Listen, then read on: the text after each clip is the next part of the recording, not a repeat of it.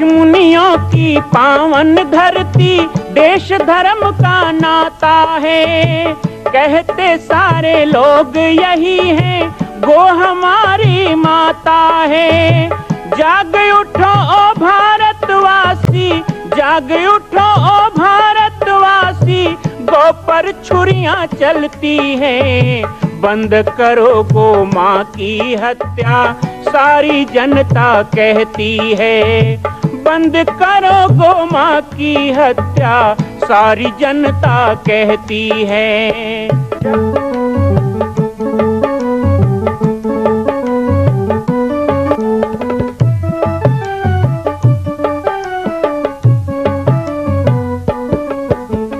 जगह जगह पर बूचड़ खाना, लाखों गौएं कटती हैं। किसे सुनाए व्यथा हमारी, नैना नीर बहाती हैं। रक्षा करना गौ माता की,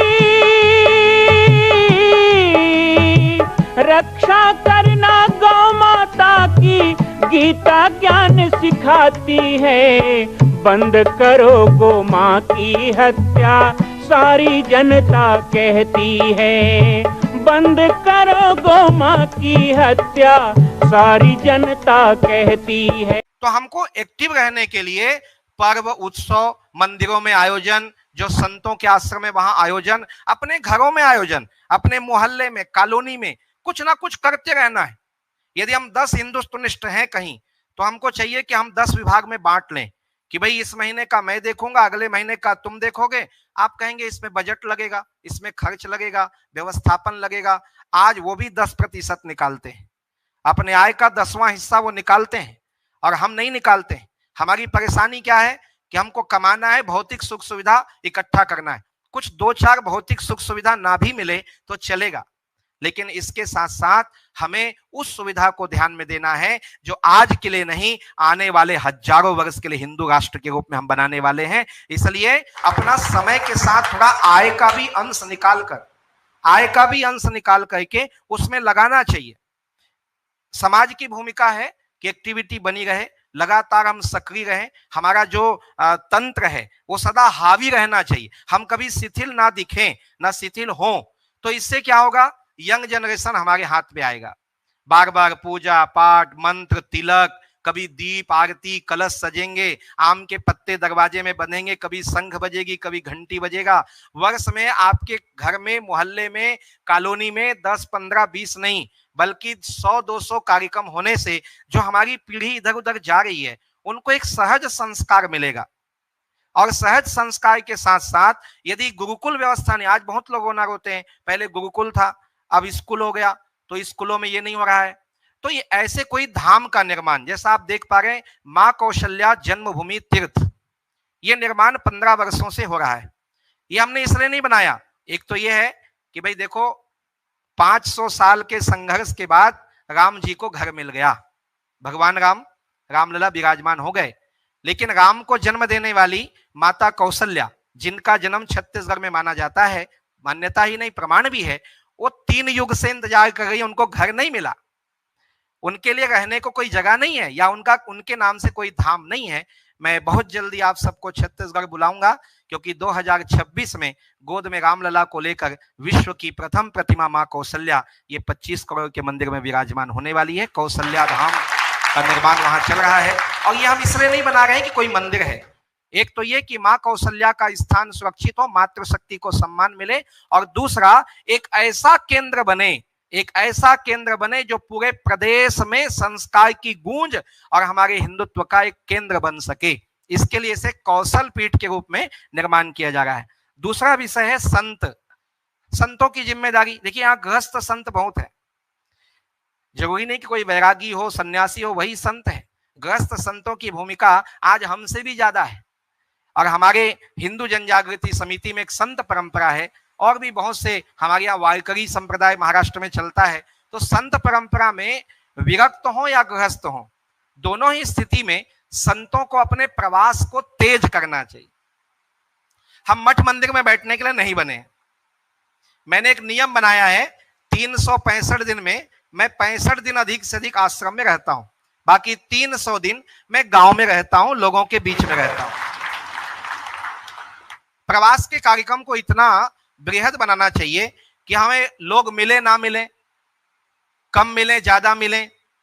खासकर आदिवासी क्षेत्रों में मैं जाता हूं तो आदिवासी क्षेत्रों में संतों की बड़ी कमी है, लेकिन श्रद्धा वहां ज्यादा है, मान्यता ज्यादा है, आस्था ज्यादा है। वो इंतजार करते हैं, जैसे सबरी ने राम का इंतजार किया, ऐसे आज हमारे आदिवासी भाई बहन, वनवासी भाई बहन, हम संतों की प्रतीक्षा करते हैं कि कब हमारे संत हमारे बीच में आए और हमें गले लगाएं, हमें उपदेश दें। इसलिए समस्त संत समाज के प्रवास कार्यक्रम लगातार होने चाहिए और निर्माण होना चाहिए। हमारे निर्माण रुकना नहीं चाहिए। निर्माण चाहे मंदिर का हो, निर्माण चाहे गौशाला का हो, निर्माण चाहे व्यायामशाला का हो, निर्माण चाहे भजन मंडप का हो, निर्माण चाहे युवाओं का हो, बहनों का हो, वो होना चाहिए। प्रवास कार्यक्रम संतों के जब तक चले हैं हमारा समाज सुदृढ़ रहा है, लेकिन प्रवास कार्यक्रम नहीं होने से हमारा जो सुदृढ़ता है, मजबूती है, वो कमजोर होने लग गया। क्या आपको पता है कि शिवाजी महाराज की युद्ध के समय जो मैंने पढ़ा है, शिवाजी महाराज ने जब युद्ध किया, मुगलों को परास्त किया, उस समय समर्थ गुरु रामदास जी ने अपने आश्रम में समय व्यतीत नहीं किया। वो सतत प्रयत्नशील और प्रवासशील रहते हुए लोगों को विजय महामंत्र श्री राम जय जय राम का उपदेश करते रहे। उन्होंने एक हाथ में माला और दूसरे हाथ में भाला का मंत्र दिया, तब जाके हिंदू राष्ट्र की स्थापना शिवाजी ने किया। तो संत समाज को प्रवास करना चाहिए, लेकिन अब जो यहाँ पे संत की श्रेणी में नहीं है, उनको भी इस क्रम में मैं एक निवेदन करूं कि आपको उन प्रवासों के विधान बनाने चाहिए। ऐसे संतों के प्रवास के विधान बनाइए जो आपके क्षेत्र में लगातार आ सके। मैंने इसके पहले कहा कि समाज के द्वारा एक्टिविटी, गतिविधियां, अलग अलग पर्व उत्सव, तो आप हर पर्व उत्सव में कोई ना कोई संतों को बुलाना, उनको बुलाकर उनके सामने कार्यक्रम को करना। इससे नवी पीढ़ी के अंदर जो संतों के प्रति गंदगी फैलाई जा रही, आज सोशल मीडिया में, यूट्यूब चैनल पे और कई प्रकार के फिल्मों के द्वारा आप देख रहे हैं, वेब सीरीज, इन सब चीजों के द्वारा एक भ्रांति बैठाई जा रही है कि जो सन्यासी है, जटाजूटधारी है, तिलक चंदन वाले हैं, ये लोग क्या हैं, ये सब पाखंडी हैं, ये लोग ऐसे ऐसे काम, ये इनके मन में बैठाया जा रहा है। बार बार संतों को आने से गोस्वामी तुलसीदास जी कहते हैं कि संत दरस जिमि पातक टरई, संत का खाली दर्शन हो जाए और आप 1 घंटे किसी को भाषण दोगे, दोनों का अंतर है। वो 1 पल का दर्शन भी मन के विकार को दूर कर देता है। इसलिए बार बार संतों का प्रवास आप भी बनाएं और संतों को भी चाहिए कि सदा एक्टिव रह के प्रवास करें। और हमको उन बिहड़ों में जाना होगा, जंगलों में जाना होगा।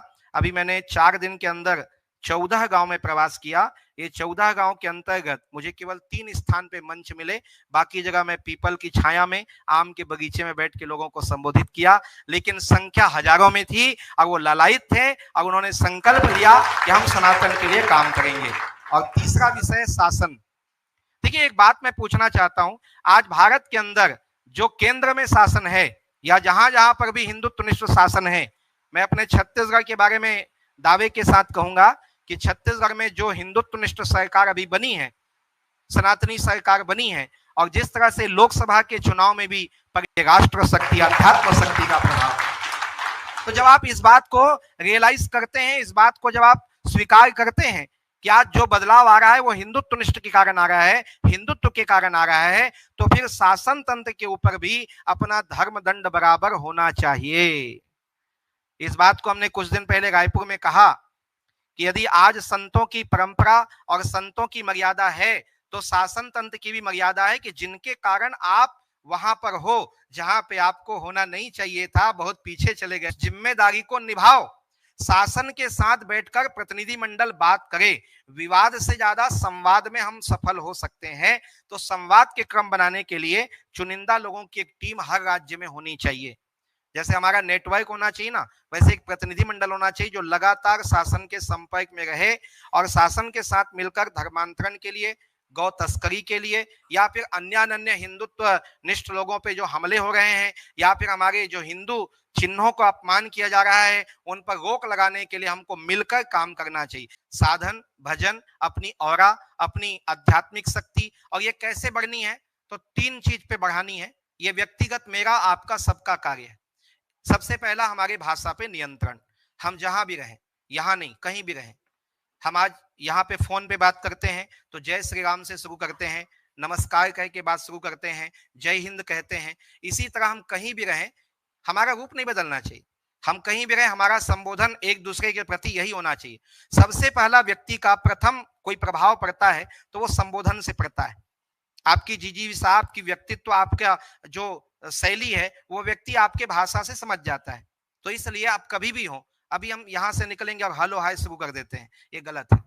स्वयं से सभी हिंदुत्व निष्ठों से निवेदन है, और यदि आप मानते हैं तो 10 को और कहिए इस बात को, और ये एक ऐसी कड़ी बनाइए, एक ऐसा चैन बनाइए कि हमारी भाषा बिल्कुल संयमित हो, आध्यात्मिक हो, ब्रह्मनिष्ठ हो, और हमारे राष्ट्रीय और धार्मिक शब्दों से सुसज्जित हो। भाषा ही पहचान है। दूसरा, वेशभूषा। वेशभूषा पे हम लोग बहुत चर्चा करते हैं, तो वेशभूषा हमारा अधिक से अधिक भगवा हो, अधिक से अधिक हमारा हिंदुत्व निष्ठ हो। और जैसा हम यहाँ सब बैठे हैं तिलक लगाकर, हम कहीं भी रहें, अपने ऑफिस में, दफ्तर में, राजनीतिक कार्यालय, कहीं भी हो, तिलक हमारा स्वरूप है। हमारा तिलक हमसे छूटना नहीं चाहिए, और तिलक से हमारा सम्मान बढ़ता है, घटता नहीं है।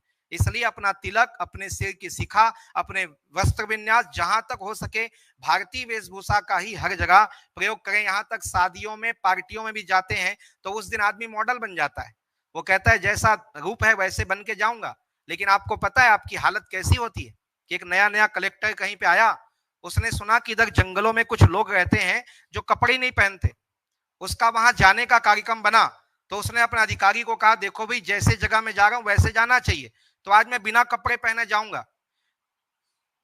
लेकिन जब वो गांव के लोगों ने सुना ना कि हमारे बीच कलेक्टर आने वाला है, बहुत पढ़ा लिखा है, उसने कहा आज के दिन कपड़ा पहन लेते हैं, एक दिन के लिए क्या होगा। अब आप समझ सकते हैं जब कलेक्टर वहां गया तो उसकी कितनी तौहीन, कितना बेइज्जती हुआ होगा, उल्टा पड़ गया ना। ऐसे हम सोचते हैं शादी में जा रहे हैं तो हम भी मॉडर्न पहन लें, हम भी अंग उघाड़ू कपड़े अपने बच्चों को पहना लें, हम भी ऐसे ऐसे कर लें, फटे चिथड़े पहन लें। ये गलत बात है। आप जैसे हैं, जहां रहेंगे सम्मान पाएंगे। इसलिए अपने वेशभूषा पर सदा अड़िग रहिए। और अंतिम बता देता हूं, भोजन जो सबसे महत्वपूर्ण है। जैसा अन्न वैसा मन। हम कहीं भी जाते हैं, अपने अन्न की व्यवस्था, भोजन व्यवस्था, परिवार हो, घर हो, समाज हो, पार्टी हो, कोई भी कार्यक्रम हो, वैवाहिक आयोजन हो, आप उसको ढालिए। ऐसा करने से मेरा व्यक्तिगत सहयोग इन आक्रमणकारियों के लिए होगा। आक्रमणकारी यही कमजोर चीजों पर धावा बोलते हैं, यही सब चीजों पे हम पे वो हमला करते हैं। हिंदुत्व निष्ठों पर आक्रमण रुक सकता है यदि हिंदुत्व निष्ठों पे होने वाले आक्रमण के लिए ये 4 चरण कवच बन के खड़े हो जाएं। उसके लिए हमको सतत प्रयत्नशील रहना है। अंत में आप सभी को मैं निवेदन करूंगा एक प्रार्थना के साथ। वैसे बाहर निकलकर आपको एक कार्ड भी मिल जाएगा इस संबंध में कि ये जो विषय मैंने 2 मिनट के लिए रखा था, माँ कौशल्या के जन्म स्थान का, ये समस्त सनातनी, समस्त राम भक्तों का विषय है। यदि हम रामलला का मंदिर अयोध्या में बना सकते हैं तो कौशल्या माँ जिन्होंने जन्म लिया था महाकौशल में, उनका ये दिव्य धाम भी बनना चाहिए। 2026 में स्थापना होनी चाहिए। इसके लिए कई अवरोध आ रहे हैं, मुझे कई तरह से प्रताड़ित किया जा रहा है, लेकिन आप सबका ही नहीं, पूरे विश्व के सनातनी राम भक्त का सहयोग मुझे मिलेगा, मैं आशा करता हूं। और बहुत जल्दी 2026 में आप सबको इसी तरह आमंत्रित करूंगा माँ कौशल्या की स्थापना में। सभी को जय श्री राम। माँ कौशल्या की पावन जन्मभूमि छत्तीसगढ़ प्रांत में बालोद जिला में स्थित है श्री सर्वसिद्ध शक्तिपीठ जामड़ी पाटेश्वर धाम। परम पूज्य सद्गुरुदेव राजयोगी बाबा जी की तपस्थली श्री पाटेश्वर धाम और विश्व के अद्वितीय मां कौशल्या जन्मभूमि मंदिर निर्माण का दर्शन करने और इसी प्रकार समसामयिक विषयों पर अपना ज्ञान वर्धन करने के लिए और 10,000 गायों के लिए बनने वाले श्री हनुमान नंदीशाला गो अभ्यारण्य का समाचार प्राप्त करने के लिए आप सभी देखते रहें YouTube चैनल पर राम बालक दास, और हमारे चैनल को आप सभी सब्सक्राइब करें, घंटी का बटन दबाएं ताकि आप सूचनाओं से जुड़े रह सकें। जय श्री राम, जय गौ माता, जय गोपाल।